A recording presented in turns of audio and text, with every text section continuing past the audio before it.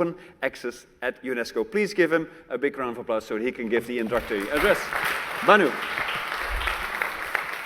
Thank you very much. You are a fantastic moderator. I love you too. Yeah. Before I start, my congratulations to my good friend now, Lampros. He actually adds another, say, important element to the program that we are trying to organize and implement from Paris to serve the whole world. In fact, last year, immediately after the COVID pandemic, many countries hearing that there was a global call to open data came to us. And first question they asked that, there is a global call to open data. What kind of data that we are supposed to open? Whether or not, data that we'll open will serve any good at all to COVID pandemic. And similar others. So what we did was, maybe UNESCO should start, thinking a little more, say, logically on data as well as the openness thereof, and primarily also to feed the AI processes that were happening. You may all have been have read about the recent MIT report, which talks about billions of dollars were spent in developing apps, but none of them work to provide any logical response in our fight against global pandemic, primarily because the data sets that were utilized in training some of these AI apps were inadequate. So they say that, okay, and this is a very important point, they say that please have better data to train, your AI system. If there is no data, there is no AI. So that's the other thing, that we were receiving concern that many of the times when the AI systems are implemented, for some reason we end up not serving the group. And we started to call it data invisible group.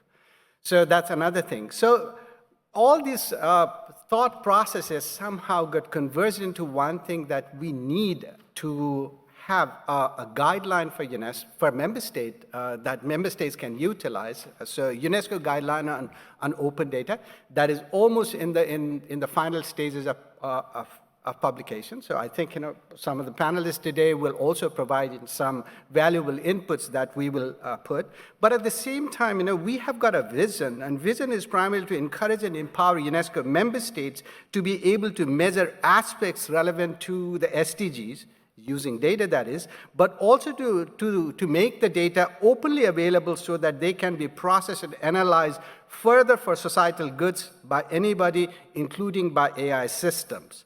So this was, in fact, the major vision that we established, and we have got Category 2 Center that you saw, IRCAI, and 3 data chairs, UNESCO chairs on data sciences. One is with University of Essex, the other one, which has just been established at Arab American University. You will hear from Mazdi, and the third one being, our good friend, Lampros. So there is a lot that Lampros, and he's already leading a very interesting process to feed the concern for member states. Member states are no longer talking about 4th industrial revolution.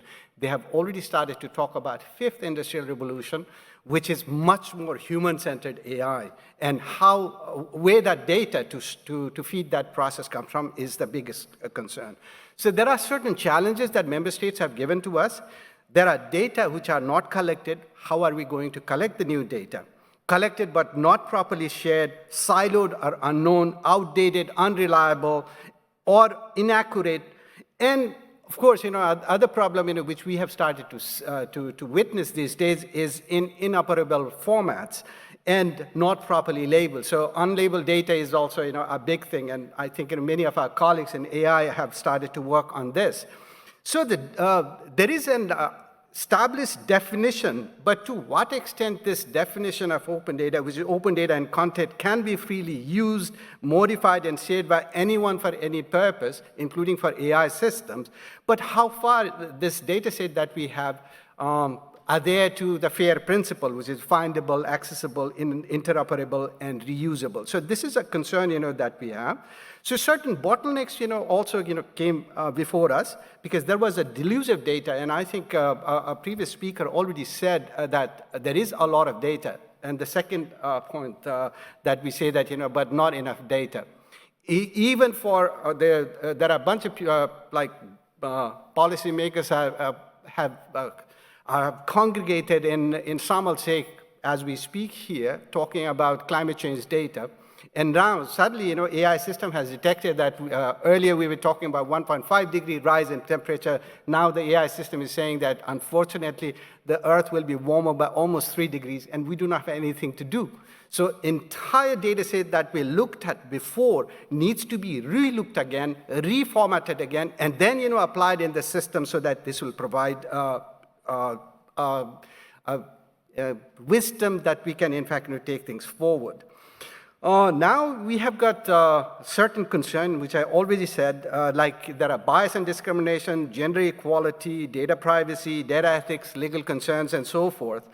And then essentially to address that, what we did was, we came with a bunch of questions. And in this open data guideline that Lampros has also contributed, that it's tried to answer that how to encourage government and others to share data. So that's one thing. The other thing, how exactly to make, data open. It's a very simple step.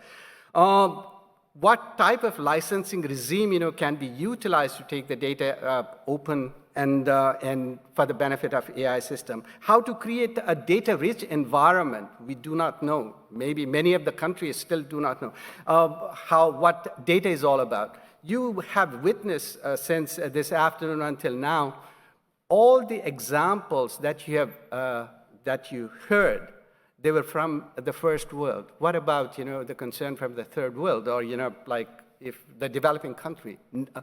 This is like, we're talking about two different level playing fields. So somehow the chair on data science will have to help us reach out to those unreached. So that's where a lot needs to be